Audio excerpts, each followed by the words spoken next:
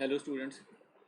So we have already gone through this Thomas and Morgan experiment on Drosophila melanogaster, that is fruit flies. So these are the reasons that why he used Drosophila melanogaster as a for his studies or experiments to prove chromosomal theory of inheritance. So he carried out these dihybrid crosses on Drosophila that were sex linked. So he crossed two Drosophilus with variations in one with white eyed and yellow body, means white eyes, that which denotes W, and Y which denotes yellow bodied females, with these red eyed and brown bodied, or simply we'll write as wild type. So he observed that these two genes, they did not segregate independently of each other, and the ratio which he derived was significantly different from the more Mendel's ratio of 9 is to 3 is to 3 is to 1 that he got in F2 generation.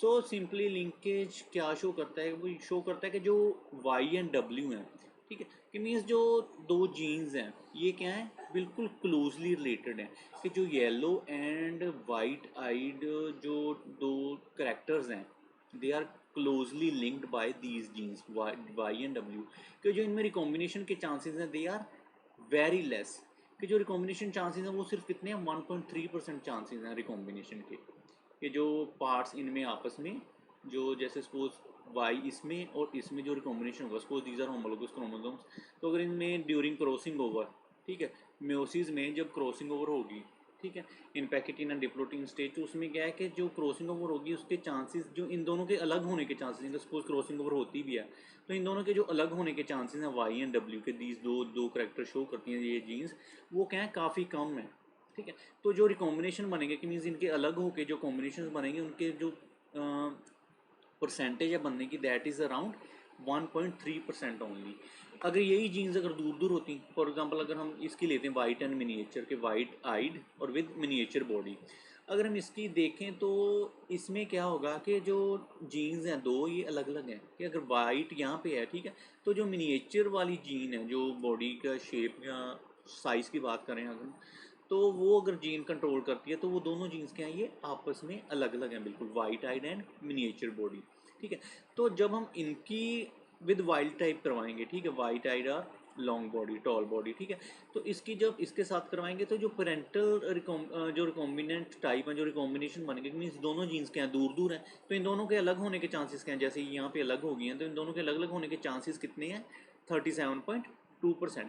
तो means जितनी ज़्यादा jeans क्या एक दूसरे के close होंगी उतना क्या ज़्यादा वो लिंकेज शो करेंगी, जितनी वो दूर होंगी उतना क्या लिंकेज कम होगा। तो मॉर्गन ने क्या किया, दो क्रॉसेस दिखाए थे इसमें, ठीक है, कि जो क्रॉस है उसमें क्या कि दो जीन्स हैं, दोनों क्या है टाइटली लिंक्ड हैं, ठीक है। Tightly linked means very low recombination, recombination के मीन्स इनके दोनों के अलग होने के चांसेस क्या हैं, बहुत कम है। जबकि क्रॉस बी में क्या है, दो जीन्स हैं, white eyed and short body और मिनिएचर बॉडी, तो ये जो दो जीन्स हैं ये क्या दोनों अलग अलग हैं, तो मीन्स लूजली लिंक्ड है, मीन्स लिंकेज क्या है इनमें कम है। तो जो इनके अलग होने के चांसेस क्या हैं वो क्या है ज़्यादा है, मीन्स रिकॉम्बिनेशन चांसेस क्या है इनके ज़्यादा है। तो इसमें जो रिकॉम्बिनेशन चांसेस हैं जब F2 जनरेशन बनेगी तो उसमें जो रेशियो बनेगी, जो रिकॉम्बिनेंट टाइप्स नए बनेंगे तो उसमें जो चांसेस हैं, सपोज जैसे ये है, ठीक है, वाई प्लस क्या शो करता है यहाँ पे कि ब्राउन बॉडी, ठीक है, और डब्ल्यू क्या शो करता है यहाँ पे, वाई एंड डब्ल्यू। सो अगर हम पीछे देखें इसमें white eyed and yellow bodied, means white eyed and yellow bodied ये है। अगर हम रिकॉम्बिनेशन में देखें यहाँ पे क्या बना, तो ये क्या बना, red eyed and yellow body. तो जो red eyed and yellow bodied के चांसेस हैं या येलो बॉडीड और वाइट आइड के चांसेस हैं वो क्या है, ब्राउन बॉडीड, ठीक है, white eyed and brown bodied के जो चांसेस हैं वो क्या है, मतलब काफ़ी कम है, कि जो रिकॉम्बिनेशन जो पेरेंट्स से अलग बनेंगे रिकॉम्बिनेंट टाइप्स उनके परसेंटेज क्या है काफ़ी कम है। वो इसलिए क्योंकि ये वाली चीज़ जो ये बननी है इसके चांसेस सिर्फ इतने हैं क्योंकि दोनों जीन्स क्या हैं ये टाइटली लिंक्ड हैं वाई एंड डब्ल्यू, तो जो चांसेस होंगे क्रॉसिंग ओवर के दे आर वेरी लेस। वही अगर हम लिंकेज में अगर एग्जांपल के तौर पे देखें तो ये यहाँ पे जो ए एंड बी है, ठीक है, दोनों जीन्स क्या हैं दूर दूर हैं, तो मीन्स ये क्या है, यहाँ से भी टूट सकते हैं, यहाँ से भी टूट सकते हैं ड्यूरिंग क्रॉस ओवर के। अगर दोनों क्रोमोसोम ने क्रॉस ओवर करना है ऐसे, अगर होमोलॉग्स होंगे तो इन दोनों में चांसेस क्या है क्रॉसिंग ओवर के ज़्यादा होंगे।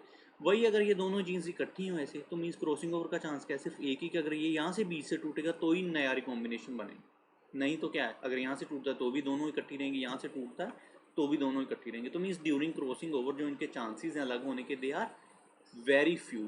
तो मीन्स उतनी टाइटली लिंक्ड जीन्स हैं, और यहाँ पे ये क्या है, लूजली लिंक्ड जीन्स हैं।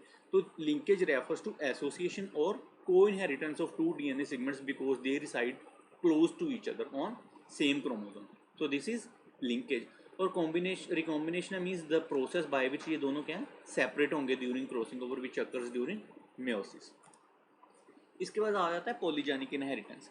सो पॉलीजेनिक इनहेरिटेंस जैसे मेंडल के ट्रेड थे, हमने मेंडल के जैसे सपोज गार्डन पीस पे उसने काम किया, तो लाइक उसमें क्या थे कि दो अलग अलग ट्रेड थे, सिग्निफिकेंटली डिफरेंट ट्रेड।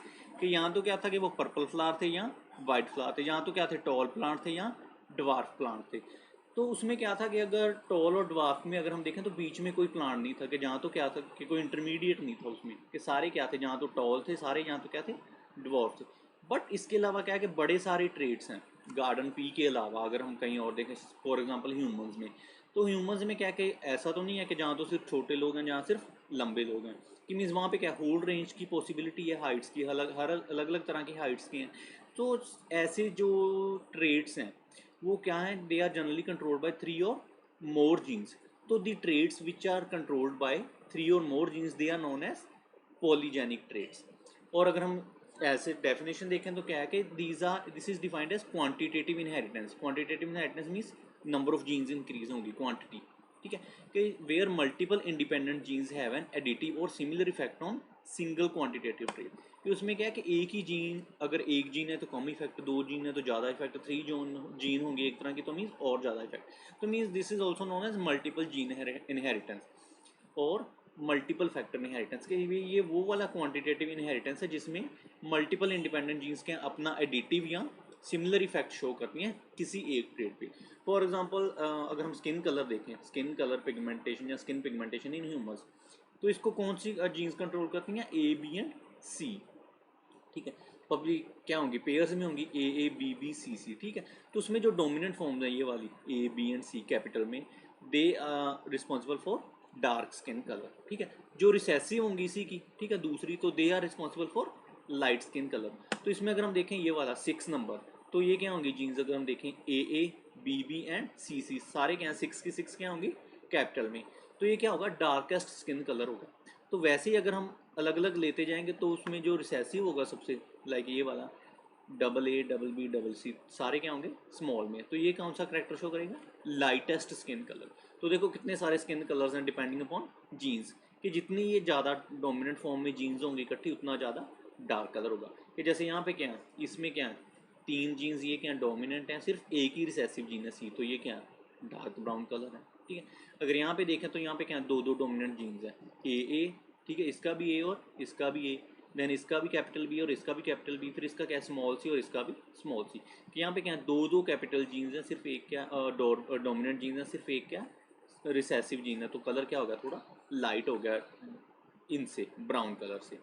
सो ऐसे ऐसे जैसे जैसे जीन्स कम होती जाएंगी डोमिनेंट, वैसे वैसे कलर क्या लाइट होता जाएगा। मीन्स अगर रिसेसिव ज़्यादा होंगी तो उतना ज़्यादा लाइट कलर होगा, अगर जितनी ज़्यादा डोमिनेंट होंगी उतना डार्क कलर होगा। तो ये आप क्रॉस बना के देखना एक बार। उसके बाद याद आता है प्लियोट्रोपी। सो उसके बाद हमने देखा जैसे कि we have so far seen the effect of a gene on a single phenotypic trait, कि एक जीन क्या है एक ही ट्रेट को कंट्रोल करती है। पर यहाँ पे क्या है कि बड़े सारे चांसेस हैं, ठीक है। यहाँ पे क्या है कि सिंगल जीन, एक ही जीन क्या कई तरह के फिनोटिपिक एक्सप्रेशन देती है। कि जैसे सपोज यहाँ पे तो हमने क्या किया कि ए बी एंड सी तीनों क्या स्किन कलर को ही वेरी करेंगी, बट कई सारी जीन्स ऐसी हैं जो क्या है मल्टीपल फिनोटिपिक एक्सप्रेशन देती हैं।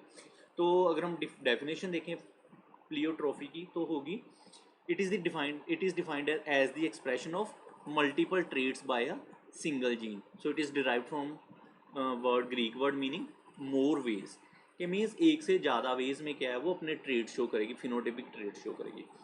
तो the underlying mechanism of pleiotropy in most cases is the effect of gene on metabolic pathway which contribute toward different phenotype. तो जो मेन मैकेनिज्म है प्लियोट्रोपी में वो यही है कि जो एक जीन है वो क्या है, मेटाबॉलिक वेज पाथवेज पे इफेक्ट करती है, ठीक है। सपोज कोई मेटाबॉलिक पाथवे, उसमें कोई एंजाइम लिंक्ड है, ठीक है, या फिर कोई और केमिकल बनना है, ठीक है, बॉडी में, तो उसके ऊपर जो है इफेक्ट डाल दिया कि अगर क्वांटिटी कम होगी तो अलग फिनोटिपिक ट्रेट आएगा, अगर ज़्यादा होगी तो और फिनोटिपिक ट्रेट आएगा। इसके एक एग्जांपल है disease phenylketonuria which occurs in humans. So ये जो डिजीज़ है it is caused by mutation in genes. तो जीन में अगर म्यूटेशन हो जाती है तो जो क्या कोड करती है for enzyme phenylalanine hydroxylase, also known as single gene mutation. कि अगर एक जीन में म्यूटेशन आ जाता है तो उसके बाद क्या कि जो इस केमिकल ये जो एंजाइम है इसकी क्वांटिटी में फ़र्क पड़ जाता है। अगर क्वांटिटी में फ़र्क पड़ेगा मीन्स अगर थोड़ी डिफेक्टिव है जीन तो उससे क्या है कि ये वाली डिजीज़ आ जाएगी फिनाइल कीटोनूरिया के, मीन्स अलग अलग इफेक्ट्स आ जाएंगे अलग अलग स्टेजेस के, ठीक है। So this manifest itself through phenotypic expression characterized by mental retardation and a reduced inherent skin pigmentation. तो इसकी वजह से क्या है कि सिंगल जीन की वजह से फर्दर इफेक्ट्स आएंगे लाइक मेंटल रिटार्डेशन हो जाएगी और जो स्किन कलर है, जहाँ हेयर पिगमेंटेशन है वो क्या है कम हो जाएगी, रिड्यूस हो जाएगी उसमें। सो लाइक एक ही जीन उसमें क्या है कि अगर कोई डिफेक्ट आता है या कुछ और रीज़न आते हैं तो वो क्या है अलग अलग ट्रेट शो करेगी। मीन्स एक ही gene under different situations show different traits. So this is known as pleiotropy. उसके बाद आ जाता है सेक्स डिटर्मिनेशन इन ह्यूमंस। तो सेक्स डिटर्मिनेशन मैकेनिज्म आप लोगों को पता ही है कि ये अलग अलग ऑर्गेनिजम्स में हमने करना है। तो first of all in humans, तो ह्यूमंस में आपको पता ही है कि जो सेक्स डिटर्मिनेशन मैकेनिज्म है that is X Y type के। टोटल कितने क्रोमोसोम्स हैं ह्यूमंस में? 23 पेयर्स ऑफ क्रोमोसोम्स। इन 23 पेयर्स में से जो 22 पेयर्स हैं they are known as autosomes, और जो लास्ट पेयर बच जाता है that is known as sex chromosome which actively takes part in sex determination. तो मेल्स एंड फीमेल्स दोनों के पास क्या दो अलग अलग सेट्स होते हैं क्रोमोसोम्स के, ठीक है। जो मेल होता है उसमें क्या होगा एक्स एंड वाई, इसमें क्या कि दोनों एक्टिव हैं एक्स एंड वाई। जबकि जो फीमेल होती है उसमें क्या है एक्स एंड एक्स, इन दोनों में से क्या है एक एक्टिव होता है दोनों में से। ये एक्स वाई जो सेक्स डिटर्मिनेशन सिस्टम है it is also found in mammals, others insects and few plant species. तो फॉर एग्जाम्पल के अगर all children will inherit an X chromosome from mother, के मीन मदर से तो क्या है इसने क्या है अगर दो गैमीट बने तो दोनों में क्या है एक एक एक्स क्रोमोसोम आना ही आना है, ठीक है। तो दोनों में क्या है एक्स एक्स क्रोमोसोम होगा, ठीक है। तो मदर के क्या है कोई इफेक्ट नहीं पड़ता, ठीक है, कि वो बॉय है या गर्ल है, ठीक है। तो मदर का क्या है कोई रोल नहीं है इसमें बॉय और गर्ल में। बट जो sex determination in children will be determined by the type of chromosome inherited from their father. कि मदर का क्या है सेक्स डिटर्मिनेशन में कोई रोल नहीं है कि मदर से तो क्या है दोनों एक्स एक्स क्रोमोसोम्स ही आने हैं, ठीक है। जो चिल्ड्रन के सेक्स डिटर्मिनेशन में जो मेन रोल है दैट इज ऑफ मेल, क्योंकि मेल ने क्या है दो अलग अलग तरह के गैमीट्स बनाने हैं, ठीक है। एक जो होंगे 50% दे कंटेन एक्स क्रोमोसोम, जो दूसरे 50% होंगे they will contain Y chromosome. तो जो चाइल्ड इनहेरिट करेगा वाई क्रोमोसोम मेल का वो क्या होगा बॉय, और जो एक्स क्रोमोसोम इनहेरिट करेगा वो क्या होगा गर्ल। तो जो ऑफस्प्रिंग है जहाँ sex determination it is based on this X Y chromosome types, ठीक है। कि जो मेल है ही is responsible for sex determination of their offsprings, क्योंकि फीमेल के तो क्या है दोनों एक जैसे हैं एक्स एंड एक्स, तो दोनों में क्या बनाएंगे एक्स एंड एक्स ही बनाएंगे, ठीक है। बट जो मेल है it shows two different types X and Y के। जो 50% गैमीट्स हैं they will contain X chromosome, other 50% gametes they will contain Y chromosome. So it is male which determines the sex of their offspring. So अगर तो mail का X आता है साथ में तो फीमेल, और चाइल्ड जो होगा दैट इज फीमेल और गर्ल, और अगर Y क्रोमोसोम आता है तो it will be boy. So that's all for today, thank you.